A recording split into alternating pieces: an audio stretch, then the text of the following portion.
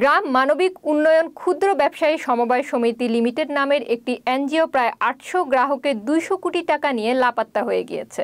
জামসা নতুন বাজারে অবস্থিত এনজিওটির অফিসে তালা ঝুলতে দেখা যায়। বিক্ষুব্ধ গ্রাহকরা কর্মকর্তাদের না পেয়ে এনজিও মালিকদের বাড়িতে হামলা চালিয়ে ভাঙচুর করেন। ভুক্তভোগী মিলন জানান, তিনি ১৫ বছর বিদেশে কাজ করে ৪৮ লাখ টাকা জমা রেখেছিলেন।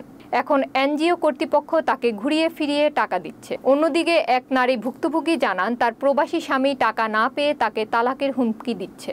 গ্রাহকরা জানান, জামসা ইউনিয়ন পরিষদের চেয়ারম্যান গাজী কামরুজ্জামান, মোহাম্মদ আমজাদ হোসেন, মোহাম্মদ উজ্জ্বল এবং হাবিবুল্লাহ এনজিওটির পার্টনার ছিলেন।